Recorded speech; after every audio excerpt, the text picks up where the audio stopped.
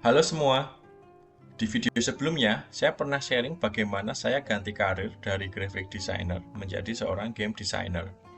Juga bagaimana suasana kerja di studio game besar internasional. Saya masih mas-mas Jawa biasa seperti kemarin, tetapi bahasa Inggris saya sudah agak mendingan. Walaupun aksennya masih British medok. Sekarang saya bergabung dengan studio game indie di luar negeri, tetapi masih remote dari Indonesia. Sampai dengan hari ini, saya pernah bekerja dengan beberapa studio indie dan bootstrap, baik secara full-time ataupun part-time. Apa sih bedanya studio indie dibandingkan studio gede? Kenapa saya pindah? Dan bagaimana suasana di studio indie? Enak atau malah nggak enak? Yuk, langsung kita bahas.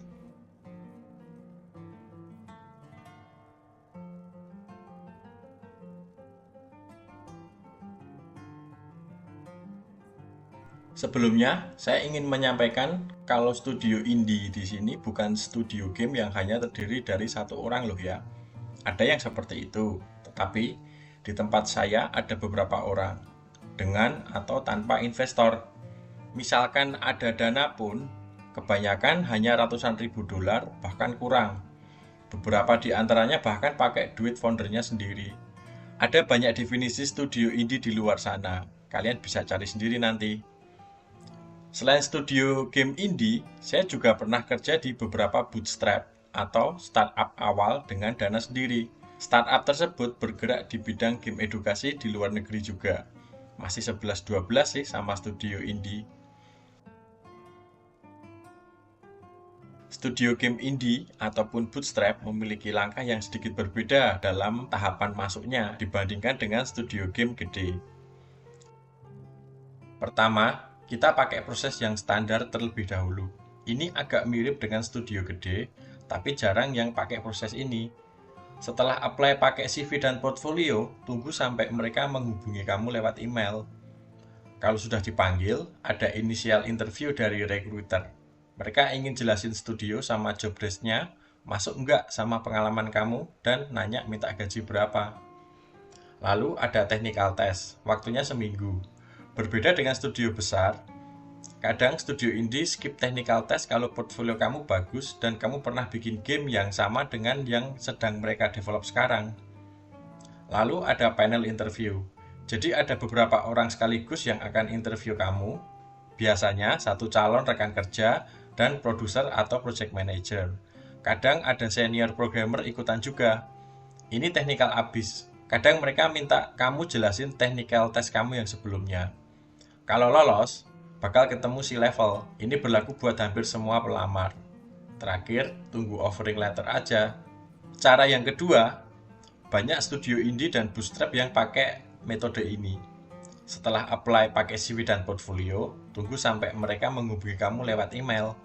Langsung panel interview sama founder bareng user dan HR. Itu tadi tahapan yang harus dilalui buat masuk ke studio indie atau bootstrap yang pernah saya jalani. Oh ya, tetap pakai bahasa Inggris ya.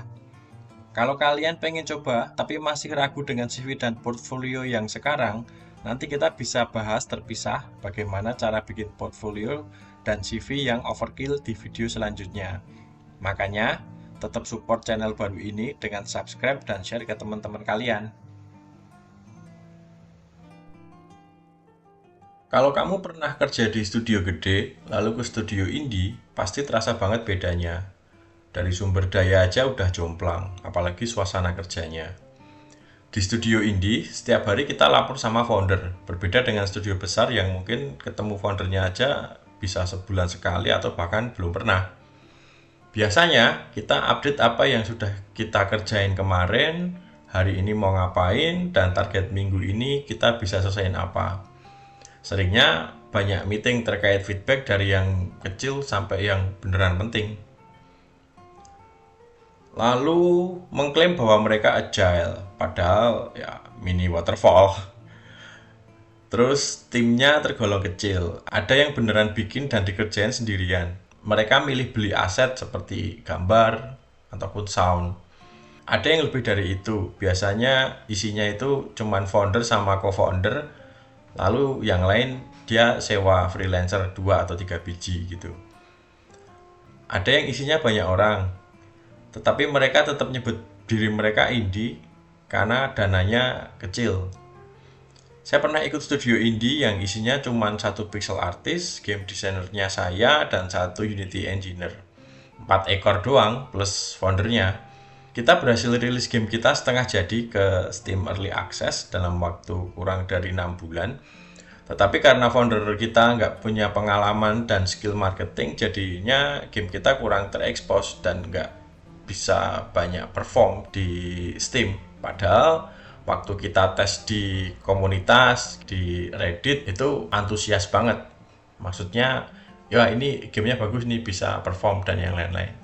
Tapi ya itu, kenyataannya beda. Lalu terkait produk gamenya, ada yang inginnya contek game yang udah ada yang beneran inovatif, ada yang nggak masuk akal. Contohnya, masa dengan tim cuman di bawah 10, si founder maunya bikin MMO game. Kalau udah kayak gini yang sering terjadi, gamenya berhenti di tengah jalan karena sumber dayanya nggak nyampe, terlalu banyak yang harus dikerjain, dan idenya liar, jadi bisa kemana-mana, skupnya jadi gede banget. Terus yang paling sering itu jiplak yang udah ada, ubah sana sini, misal ganti aset, visual effect yang agak kekinian, terus nambahin fitur ini dan itu. Terus mikirnya bakal beda dan lebih laku. Ya ada sih yang laku dengan cara seperti itu, tapi dikit banget. Yang gagal, ya semuanya kebanyakan gagal. Kenapa bisa seperti itu? Dulu ketika orang pengen main game bertani, kiblatnya pasti ke Harvest Moon. Ketika Stardew Valley rilis, kiblatnya berubah, standarnya naik. Semua game pertanian, atau mungkin lebih tepatnya Neighborvania ya. Kenapa Neighborvania? Karena farming simulator itu juga game bercocok tanam juga, tapi kan sudah beda. Nah, para Neighborvania ini harus punya nilai lebih dibanding Stardew Valley. Kalau enggak, bakalan susah bersaing. Bahkan grafiknya dibikin bagus pun terkadang masih nggak cukup. Dibilangnya pasti tetap ini rip off dari Stardew Valley.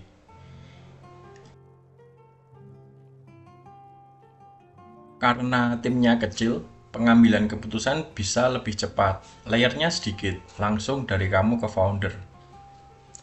Terus para tim perintis ini nantinya bakal jadi orang yang penting di studio itu kalau produknya berhasil.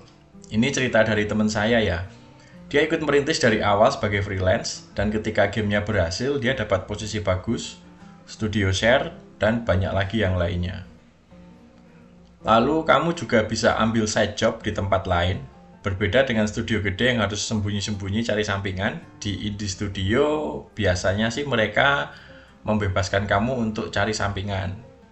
Lalu kamu juga bisa belajar proses bikin game dari awal dengan budget dan tim kecil. Juga bisa belajar dari kesalahan-kesalahan yang pernah mereka lakukan. Yang terakhir, kamu juga bisa belajar hal baru dan langsung mencobanya di sana. Misalkan kamu game designer yang belum pernah pegang balancing. Kamu bisa langsung praktek bikin balancing buat gamenya di studio tersebut.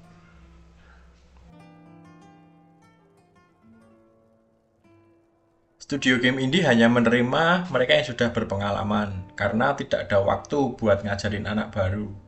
Selain dari mereka dikejar deadline rilis, dana yang mepet, juga runway mereka biasanya sangat singkat. Terus jarang yang nerima full time secara langsung, biasanya berangkat dari part time atau freelance dulu. Lalu kalau mereka pakai dana pribadi dari foundernya, gajinya biasanya kecil. Masih agak mendingan sih kalau dibandingin dengan yang di Indonesia, karena mereka mikirnya yang penting survive dulu ini studio sama buruan rilis gamenya. Tapi kalau udah dapat investor, nah ini bisa jadi gede. Terus tim game designer yang harusnya terdiri dari beberapa role seperti level, gameplay, mekanik dan macam-macam, di sini cuman beneran diborong satu orang doang. Namanya jadi General Game Design. Ya, karena ngurusin semua role, jadi generalis. Dan itu bisa jadi terlalu berlebihan ya untuk dipegang satu orang. Dia benar-benar harus veteran dan berpengalaman untuk bisa ngejalanin role tersebut. Di Indie Studio adanya cuman senior dan lead. Jam kerja beneran ikut lokasi studionya ada di mana. Cari di Asia, Timur Tengah, atau Eropa saja. Selisihnya sekitar 4-5 jam duluan kita.